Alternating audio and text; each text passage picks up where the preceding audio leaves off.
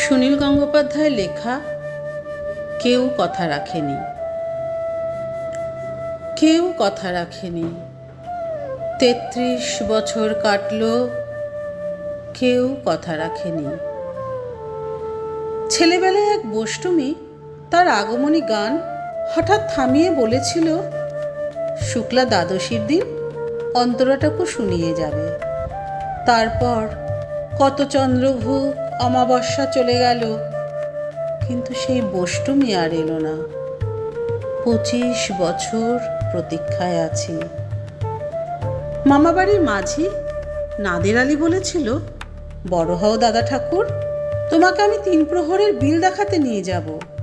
সেখানে পদ্মফুলের মাথায় সাপ আর ভ্রমর খেলা করে।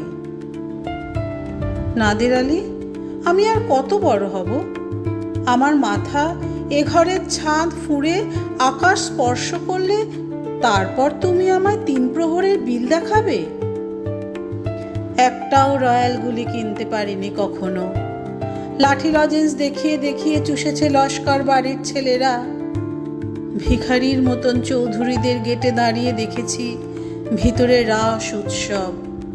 অবিরল রঙের ধারার মধ্যে সুবর্ণ কঙ্কণ পরা ফর্সা রমণীরা কত রকম আমোদে হেসেছে। আমার দিকে তারা ফিরেও চায়নি। বাবা আমার কাঁধ ছুঁয়ে বলেছিলেন, দেখিস একদিন আমরাও। বাবা এখন অন্ধ, আমাদের দেখা হয়নি কিছুই। সেই রয়্যালগুলি, সেই লাঠি লজেন্স, সেই রাস উৎসব আমায় কেউ ফিরিয়ে দেবে না। বুকের মধ্যে সুগন্ধি রুমাল রেখে বরুণা বলেছিল, যেদিন আমায় সত্যিকারের ভালোবাসবে সেদিন আমার বুকেও এরকম আতরের গন্ধ হবে।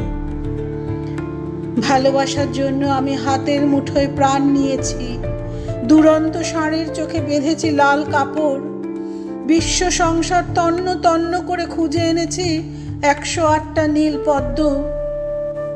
তবু কথা রাখেনি বরুণা। এখনো তার বুকে শুধুই মাংসের গন্ধ। এখনো সে যে কোনো নারী। কেউ কথা রাখেনি। ৩৩ বছর কাটল, কেউ কথা রাখে না।